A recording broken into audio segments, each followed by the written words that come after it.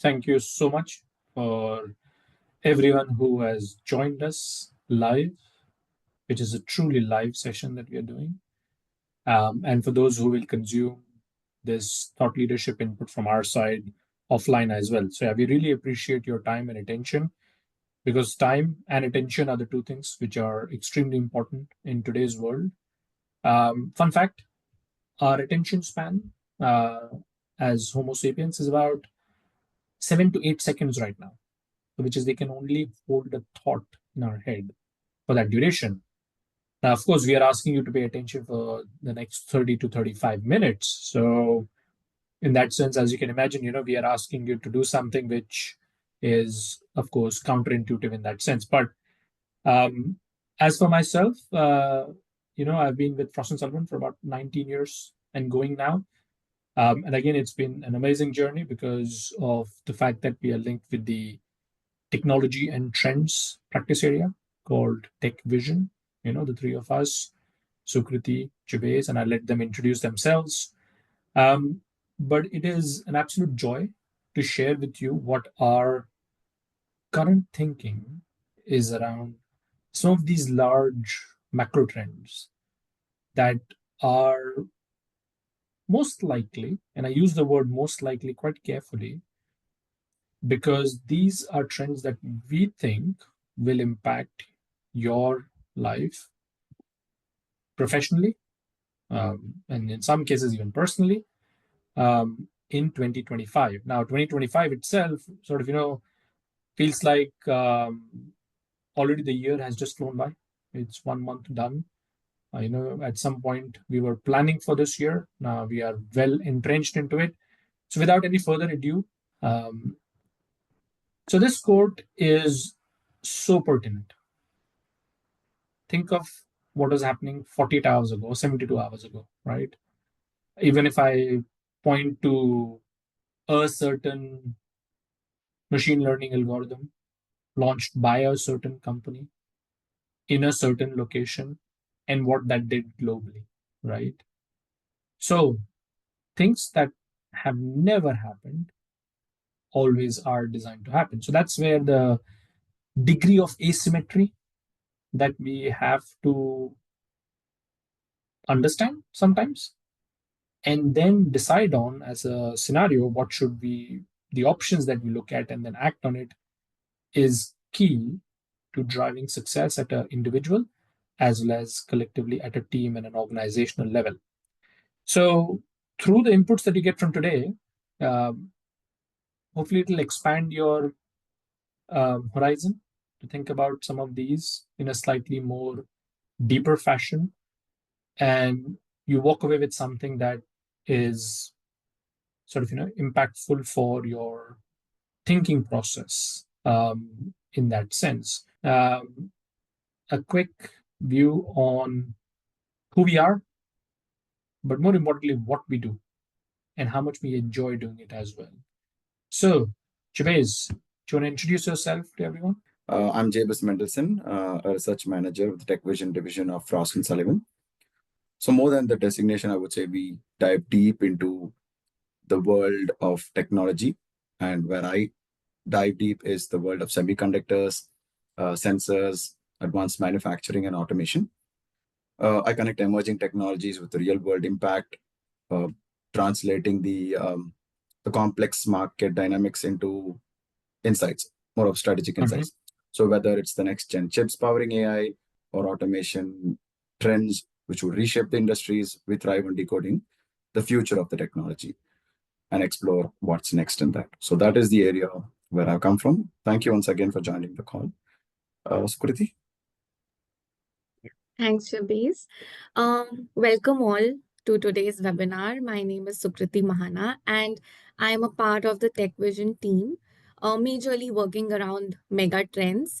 And I have been passionately working around trend tracking, mapping, and analyzing them for futuristic development and growth opportunities. And the most exciting part about it is that it allows us to shape the vision for what's next, which is always a question. And today, I'm even more excited to share what our insights are, and as Ankit said, what are our thoughts around these transformational trends that will shape businesses in 2025. So I hope this discussion is both insightful and informative, and as well as inspiring for everyone who's watching. Thank you so much. Over to you, Ankit. Excellent. Thank you both. Well, we must certainly share with everyone that coming from a tech perspective that Jubaise has, Sukriti is where the trends thought leadership comes significantly for us, and she's driving that within our team. So yeah, a lot of it that you will express and hopefully experience today is what she has been able to generate with team members within our organization. So, what do we think about 2025? If you go on to slide number 4, Julieta, this is where we make it slightly exciting. For those of you who don't know, what are Black Swan events? Black Swan events are events that, again, are completely unexpected and have the probability of altering what is happening globally, sometimes regionally also, but with global impacts, which stays as an impact for a very severe level in the near term. And then the impact evolves as the response to that Black Swan event sort of goes further. So this is where for us, trends is like a telescope, which is constantly pointing out and looking at the future. So we try and zoom in, zoom out of those trends. But the interesting part for our psyche and our thinking is also to look at some of these events that we are completely unprepared for, because this is what then give rise to a lot of the scenario analysis work, right? That we constantly do as part of our day-to-day activity. Now, particularly on the Black Swan events, we internally were debating about, okay, what are the events that could happen? Are there bits that, we are certainly, hopefully not missing out or probably putting too much emphasis on it to paint a negative picture? But the selection that you see over here on the slide, as your eyes must be swimming around it, certainly represents things that have a higher degree of probability. The degree of impact they would bring, which is if you were to visualize a 2x2 matrix, which is the probability of these Black Swan events happening versus the degree of impact they have, is how I would request all of you to view this and listen to this, because it'll help you then try and respond to something that you'll see towards the end of this slide, right? So if you look at global infrastructure cyber siege, this has certainly been in the news now increasingly, especially in Europe and in and around Europe. Countries are being asked to safeguard their subsea cables, for example, to begin with.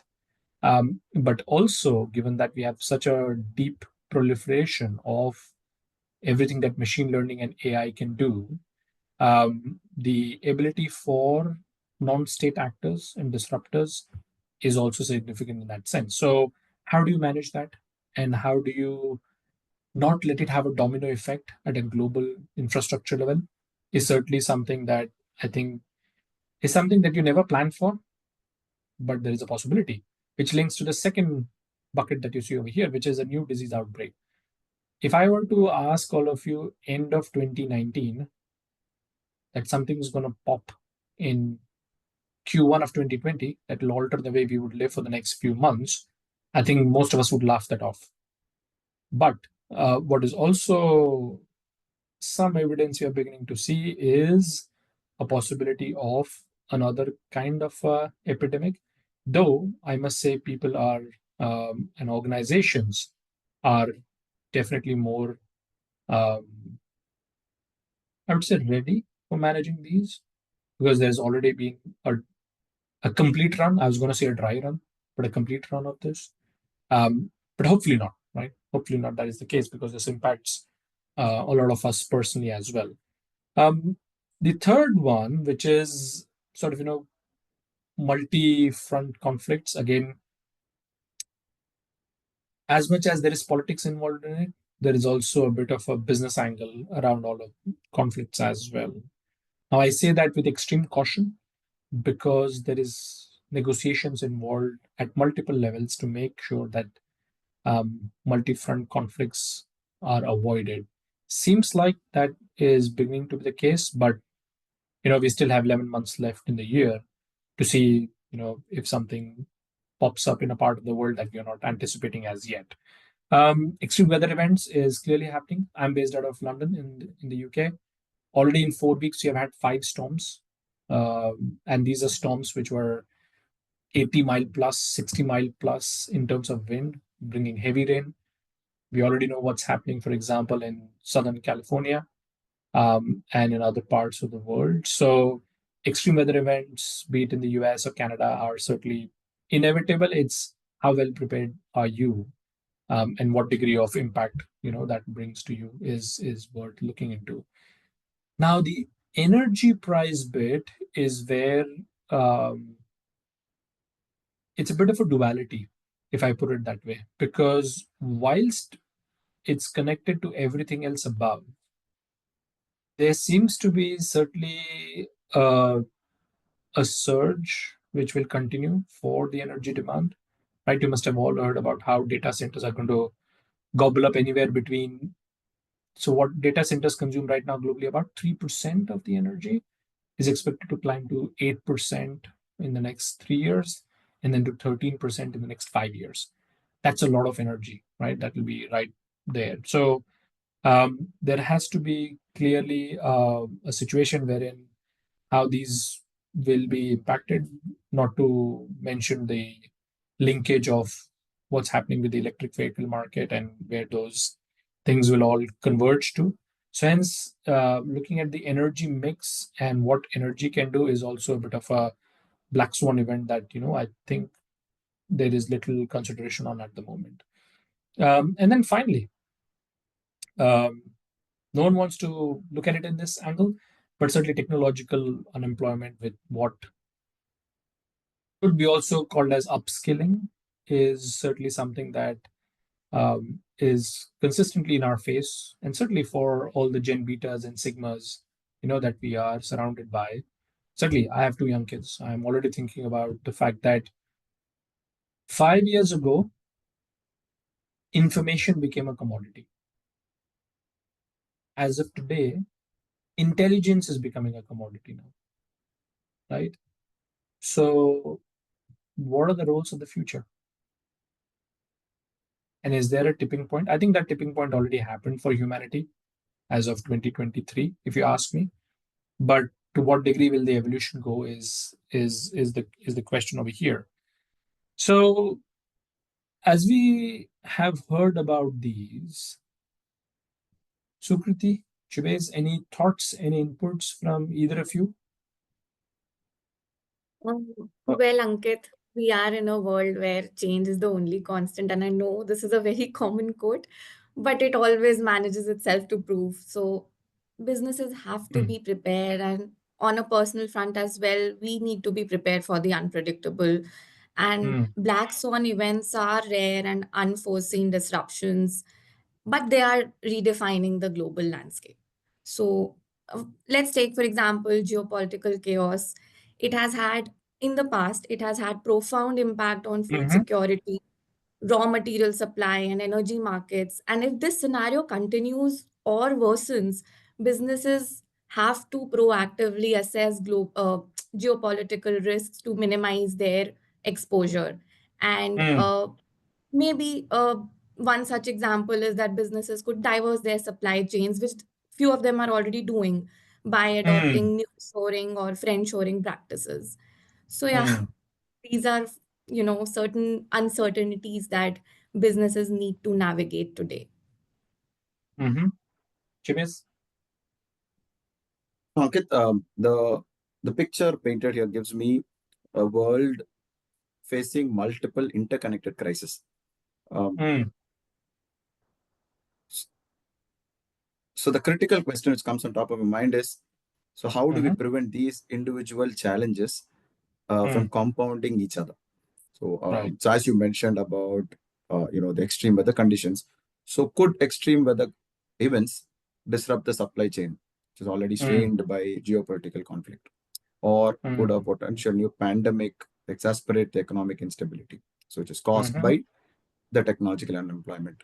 So I think mm, understanding these interconnections would be a key, to mhm, develop effective solutions. mm.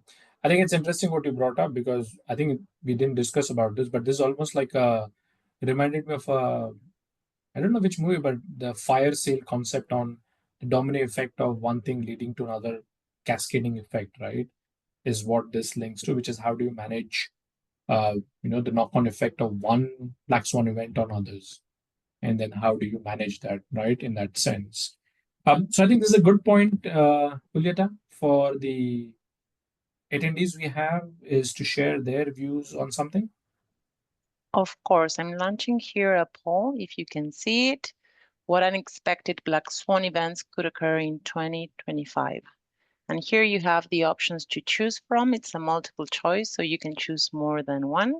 We'll leave this open for a minute for you to decide, and Mhm. then we will share with you the results. Excellent. Thank you, Julieta. So yeah, we encourage all of you to give your inputs.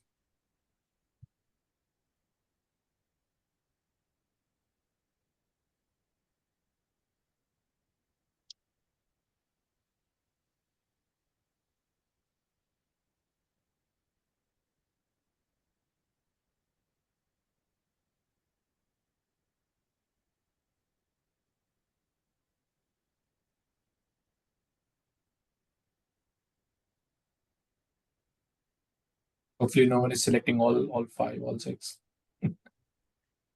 That'll be something. It's quite tight, I would have to say. I'm giving you 10 more seconds in case you want to submit your answer. Mhm.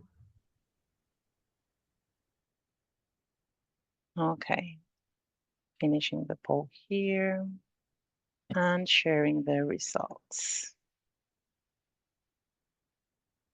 Okay. Well, the resurgence of new disease outbreak is knocked out, so that's good. Energy prices is also on the lower end. There's a fair split between cyber siege of global infrastructure, multi-front conflicts, extreme weather events, and tech job displacement. Okay.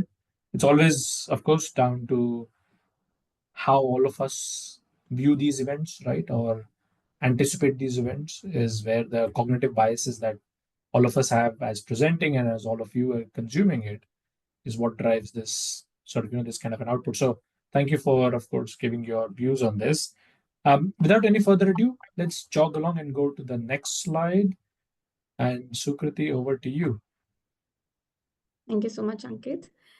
Well, we just discussed that how black swan events are going to impact businesses and how they should. I mean, I feel that businesses must regularly focus on assessing risks, identifying gaps in their strategies, to be prepared for unexpected events, build resilient plans. And this is where our team comes into play, helping you navigate uncertainties by identifying opportunities that are hidden behind these crises. So, one of the crises we just spoke about, extreme weather events. Um, let's deep dive into how climate technologies can navigate this.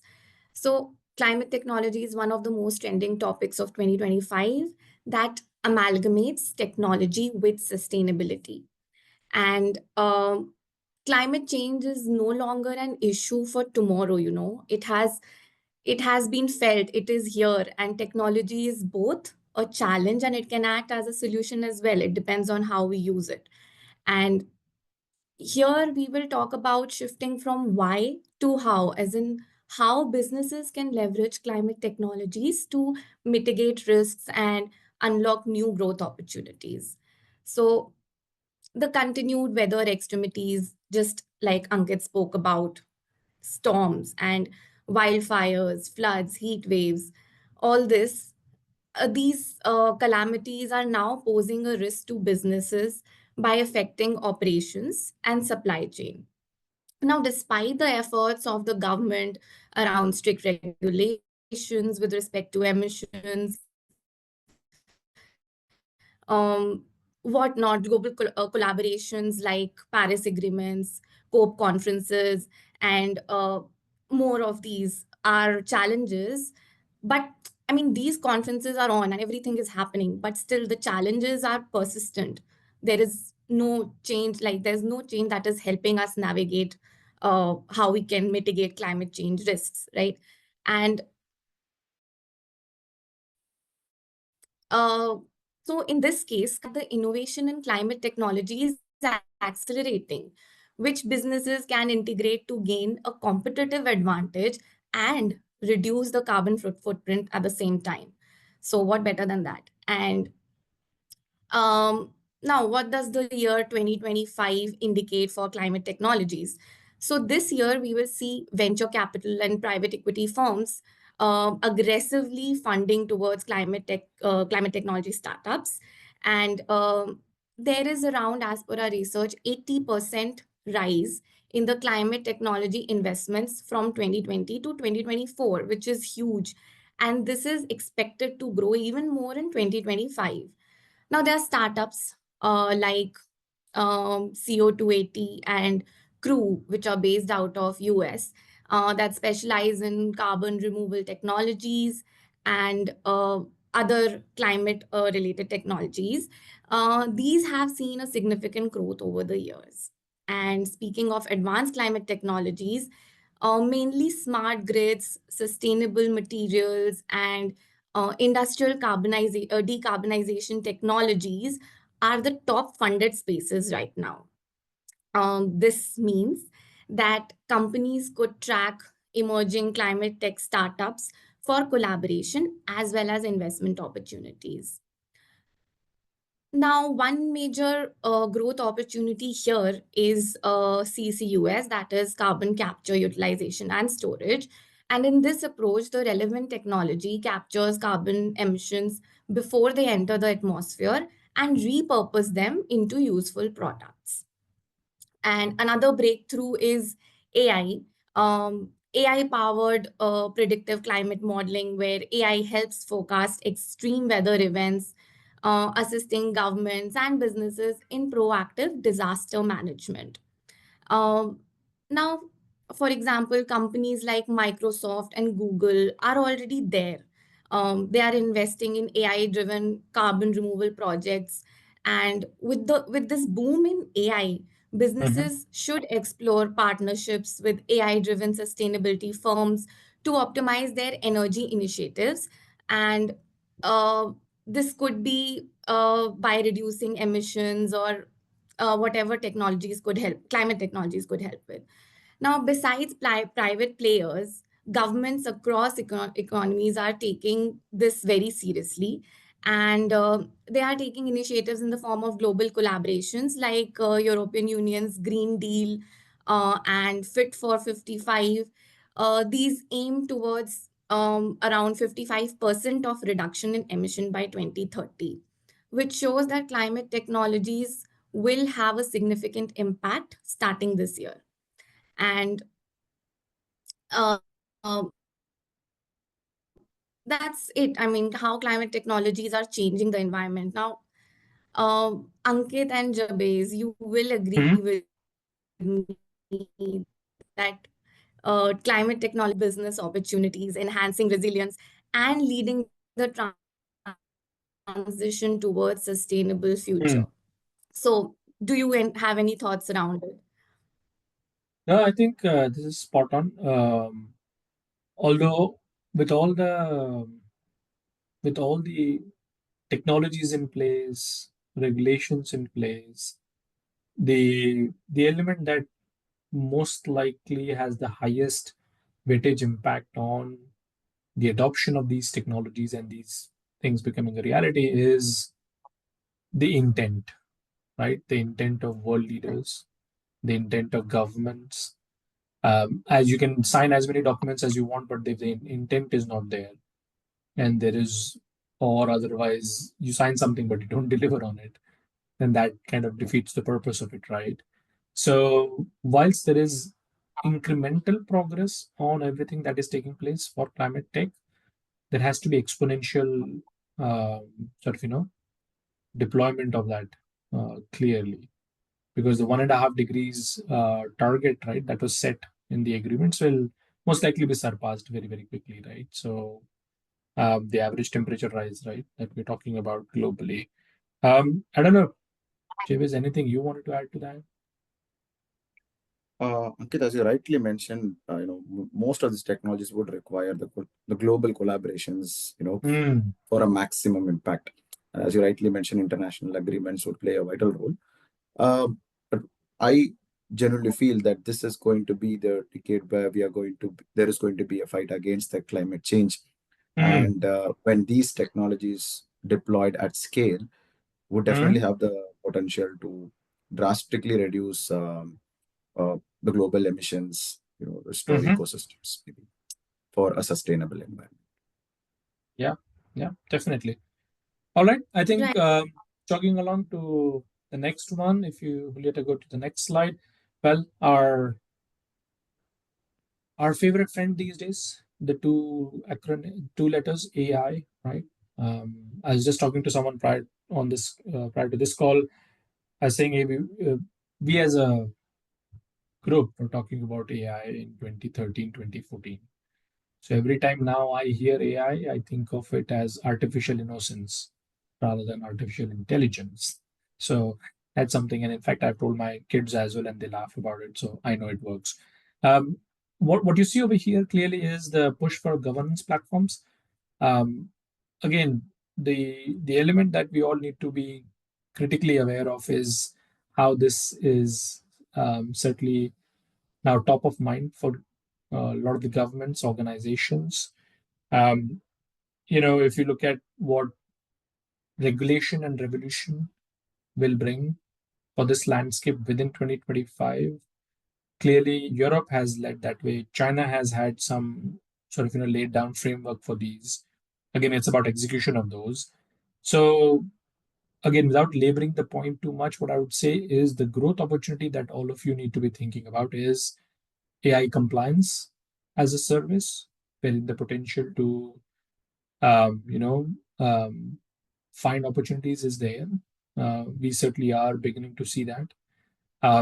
The certification from an ethics perspective, be it for a model level or individual user level who is building that model or feeding that model, is the angle that is emerging now quickly.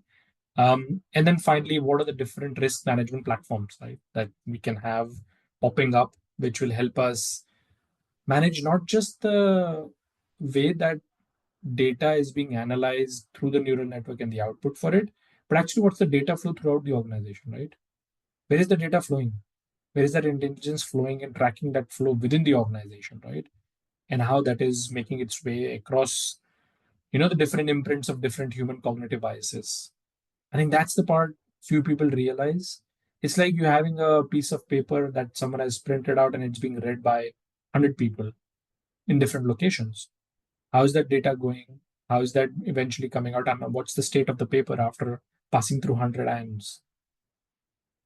That's the bit, I think, where these governance platforms and most importantly, risk management platforms will come into place as well.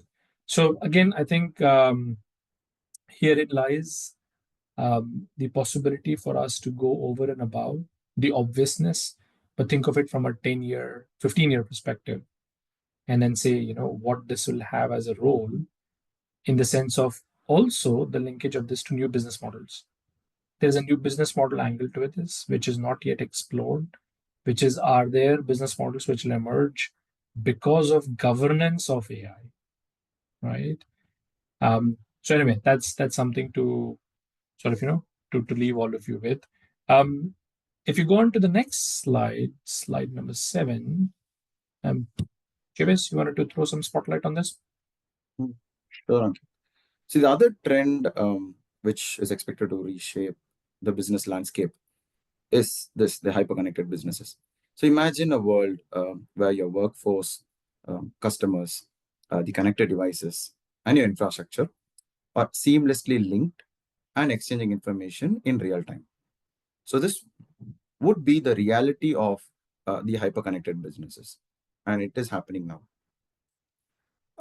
So hyperconnectivity leverages advanced technologies which we've been talking about during the session, to name the Internet of Things, blockchain, uh, cloud computing, which is helping to create this interconnected ecosystem. Think about sensors in a manufacturing plant, which would provide instant updates on equipment performance, or maybe even a retail store using data from the smart shelves, which is being used to personalize customer offers in real time. So this level of connectivity is expected to fuel efficient decision making and allow businesses to adapt quickly to the ever-changing market dynamics. So this is where this trend is going towards. But however, this interconnected world also presents itself with significant challenges.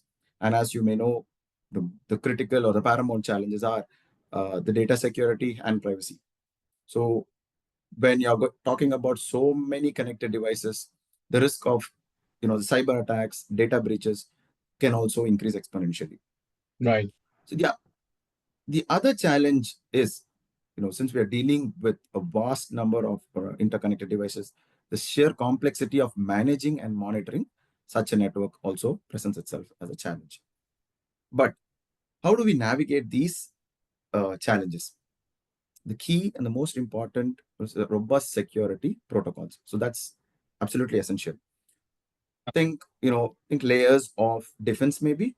So maybe we have as the technologies which I mentioned earlier, blockchain for just secure transactions, encryption to protect sensitive data, and the firewalls to prevent unauthorized access. So these are some of the tools which are coming to the top of mind, which can be deployed, proving itself as a robust security measures.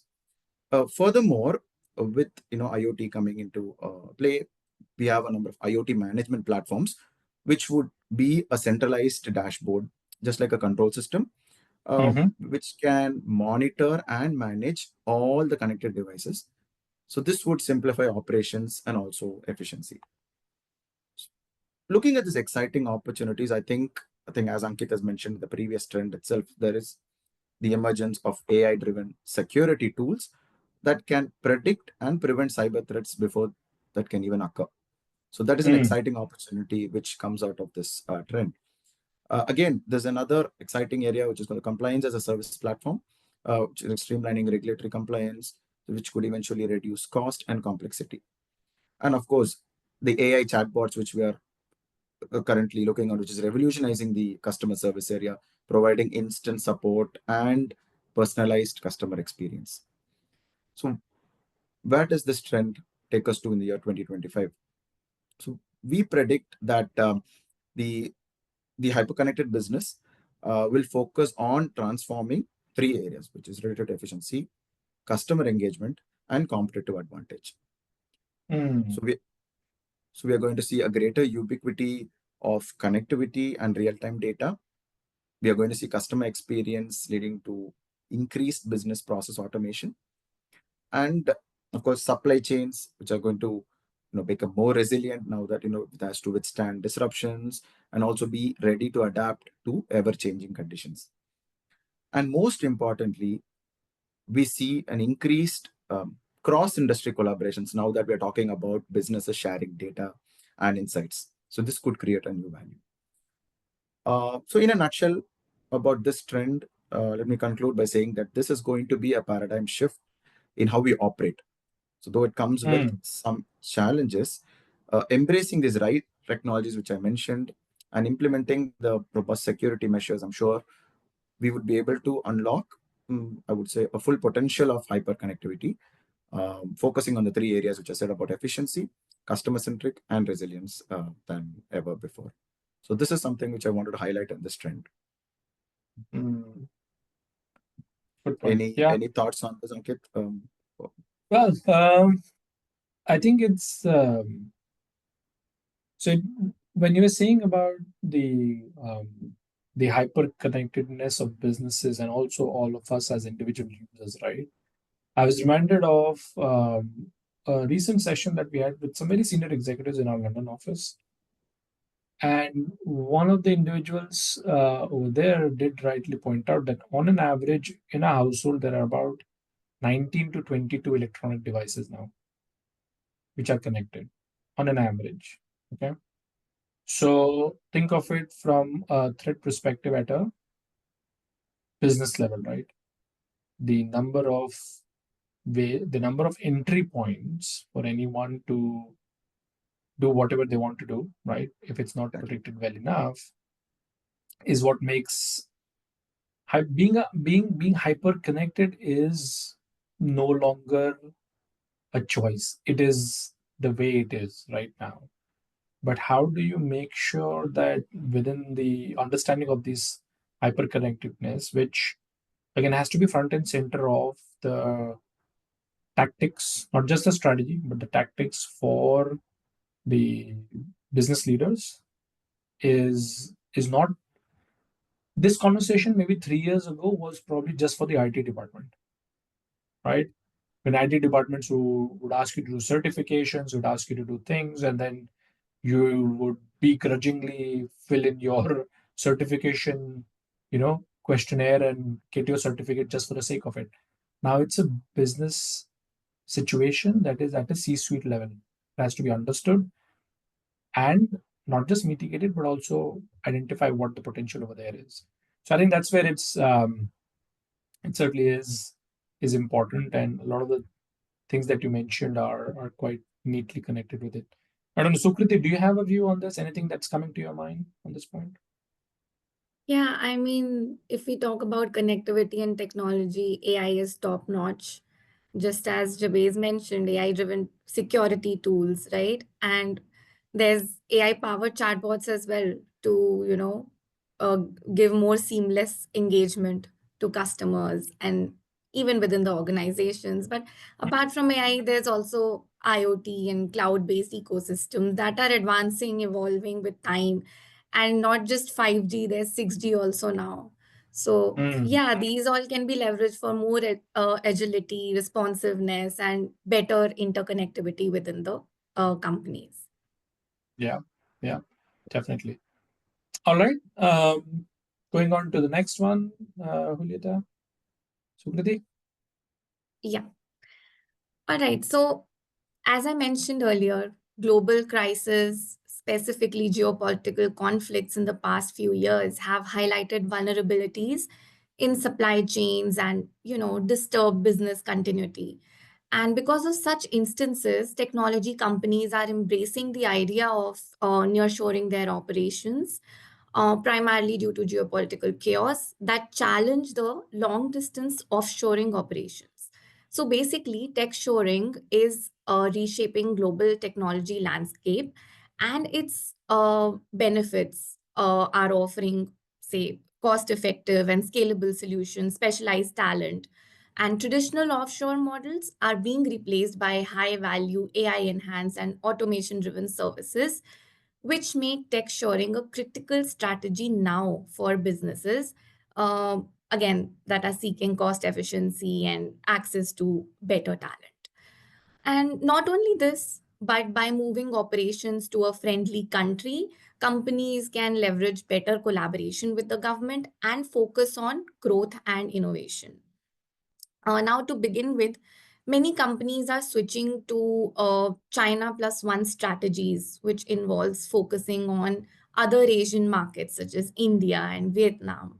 To quote an example here, Samsung has relocated its major manufacturing operations of smartphone production from China to Vietnam because of availability of cheap labor. And similarly, in Europe, Poland has become the most popular destination for European tech shoring, where tech giants like Accenture and IBM have set up their IT services. Now we get an understanding that tech shoring is paving way for inclusion of broader strategies. And we believe that in 2025, technologies like AI, edge computing, cloud native platforms, and many more will support the operational efficiencies that tech shoring aims to achieve. Now, for starters, AI can enhance decision-making processes within localized operations, while edge computing can improve data processing speed and reduce latency by processing the information closer to the source. Um, Also, IoT can offer seamless collaboration, eliminating location barriers, and 5G and cloud integration in tech sharing allows businesses to have very scalable, cost effective, and more digitally connected operations globally.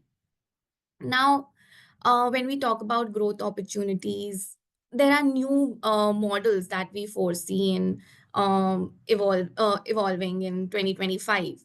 We will Mm, see a rise in AI-powered project management tools, which enable real-time collaboration across borders. Then there is adaptive learning management system for continuous upskilling of tech professionals, which is, by the way, very crucial for tech-driven workforce owing to the rapid technology evolutions.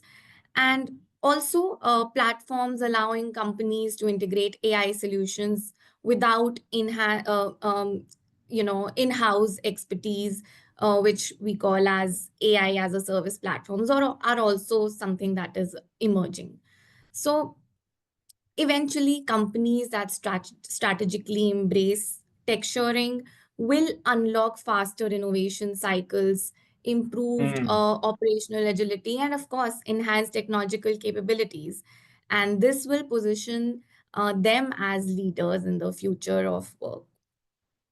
So, yeah, that's about it. Do you have any Mhm. thoughts around it, Ankit?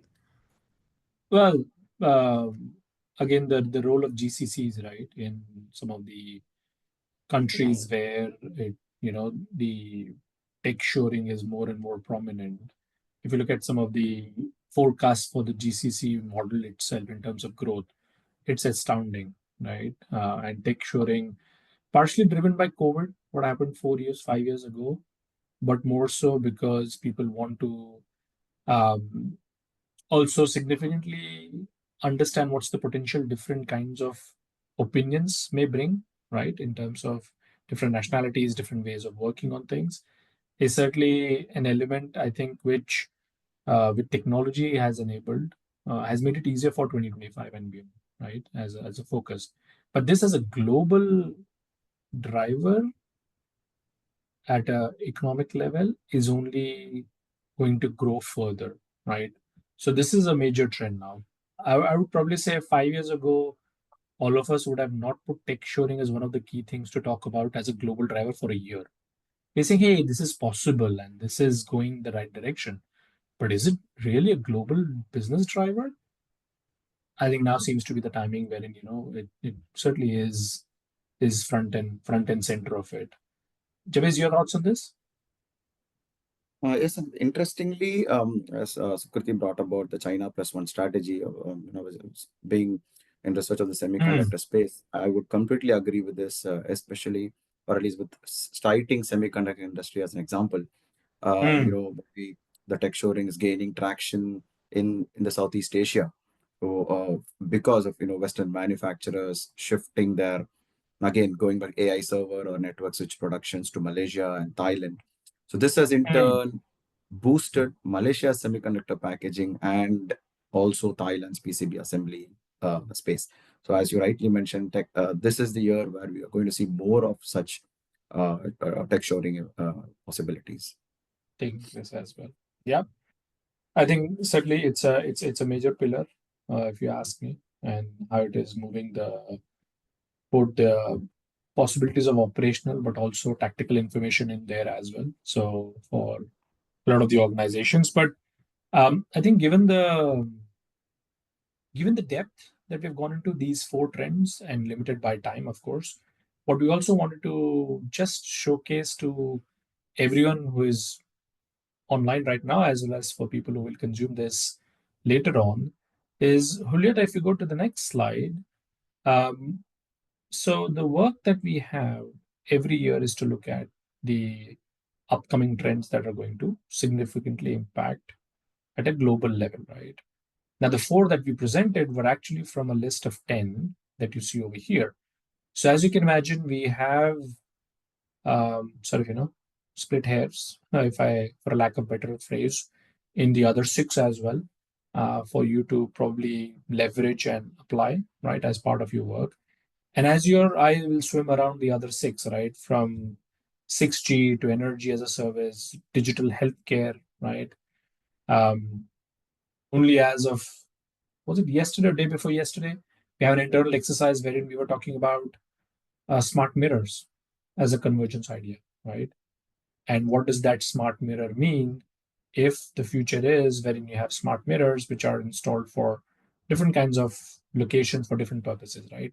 But that's all linking to the digital healthcare side of things eventually. Of course, electrification, quantum, green, hydrogen, these are all popping up, but to what degree will they have an impact in the next 11 months is for all of us to see. But as you can see, we took all of you through a journey in the last 45, 47 minutes or so, wherein we spoke about things that are probably left field, which is your black swan events, right? Things that we do and don't anticipate. Then, of course, the four trends that we think are going to dominate the global business drivers. And then now you see these 10 trends that we have picked up. So we have kind of zoomed in, and now we want to zoom out a little bit in terms of your perspective. So, which is where the next slide, Julieta, is where we would certainly ask you to broaden your horizon. Now, if there was one slide, just one slide to share with you, how do we think this will be it from a trends perspective? Because we look at trends from this very interesting model, which is called the BEATS framework. Now, BEATS over here stands for business model, economic, environmental, tech, and social. And for those of you keen-eyed, would already be looking at the slices within each of these. We look at each of these sub trends, and then, as you can see, go from what is like a 100 plus trend field to 40 sub trends. From 40 mega trends to 100 plus sub trends that go deeper into this. And the emphasis for our day-to-day work over here is certainly to try and understand the interconnectedness of these. So if I were to draw a hypothetical scenario over here, which is the fact that how tomorrow's free time as a societal trend will lead to new business model in terms of how people would consume intelligence, but also what would they do in terms of their free time with that intelligence to drive the gig economy, right? The gig economy is also something that is becoming increasingly prevalent. So we would look at the impact of that societal trend to a business model, to an economic impact of how labor market would move, and then see what are the implications of that, right? For different geographies, for different businesses, what technologies would enable that. So that's the way we think, and we of course bring all of this in a framework for your consumption from this macro to micro view, right? Wherein the implications of this is taken into consideration. But yeah, this is certainly something that is important for all of you to maybe walk away with, because it will help, as I said, to expand your horizon a little bit. And the intent from our side is to constantly refresh this and keep an eye on as well. So hopefully all of you found this as useful as we found it whilst doing this exercise. So let me pause here and then see if we have any questions that we can answer. So I see one from Aisun. So thank you, Aisun, for sharing this, and for Sukriti and Javez and for myself to ponder and answer. The question that Aisun has shared is, do you see cultural differences and language barrier as obstacle for tech shoring? So, Sukriti, ladies first, what do you think?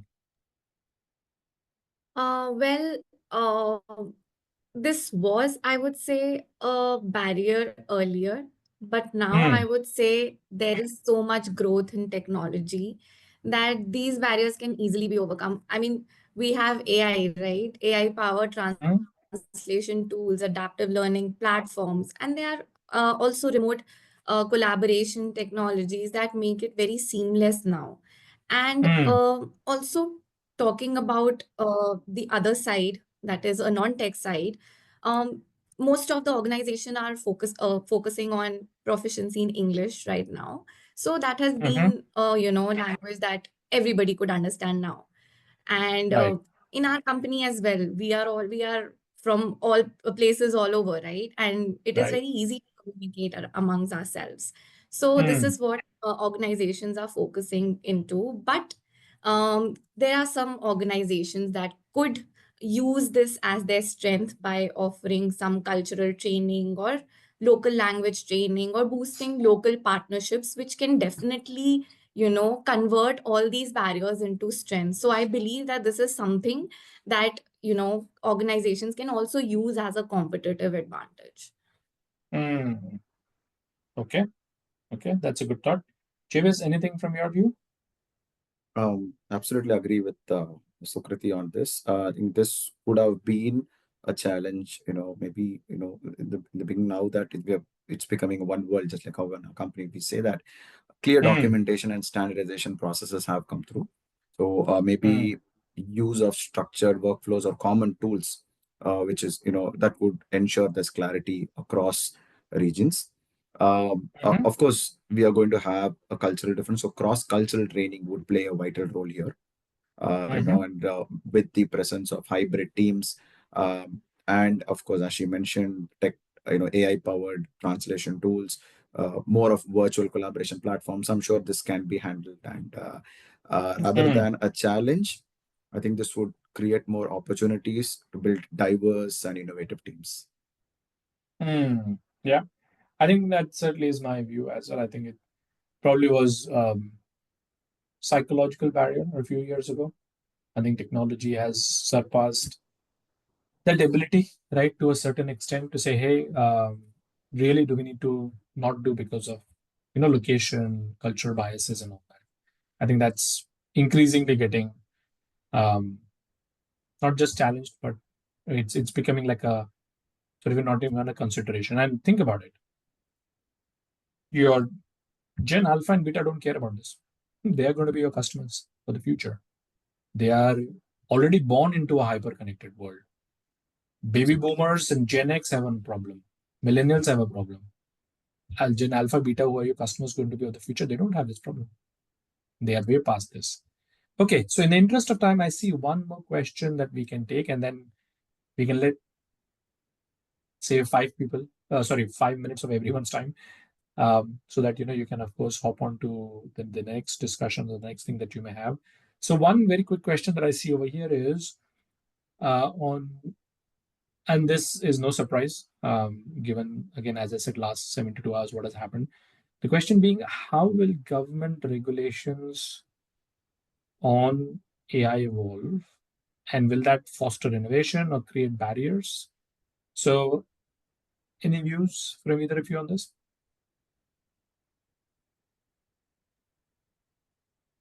Well, government laws and regulations on AI will continue to evolve because they Mm. are, we need to address ethical and legal implications of the technology. And of course, several Mm-hmm. regulations have been introduced by there are developed economies like European Union and US, China, that have Mm. already been working towards towards building these regulations. And Mm.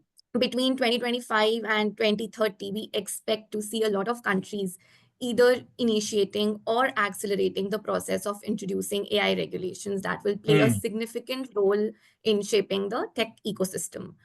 Um, Now, to answer whether these would be a barrier, I would say the motive of these regulations will be to ensure that these technologies can be used ethically with data Mm-hmm. transparency and privacy. And international governance frameworks will work towards balancing the need of regulation with the need of Mm-hmm. innovation and responsible use of these technologies. So, hence, this is something that would be a balancing act. So I don't think that it would be a barrier, but Mm-hmm. yes, unless there's a balance that is maintained.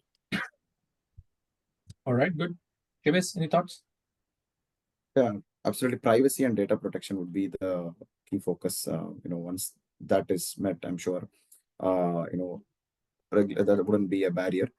Just on the data part, maybe of what is being collected, transparency and trust, open communication would be the way forward, where Mm, the end users are aware of what data they're being collected, why, and how they are being used. So that would genuinely solve it. And once mhm, that is being addressed, I'm sure all the barriers would slowly break down. taken care of. Yeah, I'd say it's always going to be evolving. For the first time ever, governments and regulators find themselves behind the curve when it comes to a technology, and certainly AI has done that. So the fact that they are catching up, and then they are trying to first understand what's the potential, what's the boundary it's going to push, how much is it going to push, how much should you regulate, should you over regulate, under regulate, right? Is the bit that is going to be ever evolving, right? I don't think there is, for the first time, there's ever going to be a situation wherein you have a definite version of a regulation which will fit. As the tech will improve or evolve exponentially, the regulation has to hopefully catch up. So, fun fact that I was reading about earlier, um, was it around during Christmas or just after that? One of the and the name misses I missed the name right now, but someone who is a significant investor in AI startups had said that whatever level of innovation that we saw and technology development we saw within AI in the last 8 years is all going to happen in 2025, which is every quarter will be equivalent to 2 years of growth we have seen for AI as a technology. Now, that from a regulatory aspect is certainly worth sort of thinking about, right? Because you are definitely going to be outpaced. So, yes, I think this will be one to watch for. Hopefully, on 29th of January 2026, we are talking about this in a slightly different vein a year from now. But certainly something to leave you with. So, yeah, with that, thank you all for your time. And most importantly, as I said at the beginning, for your attention.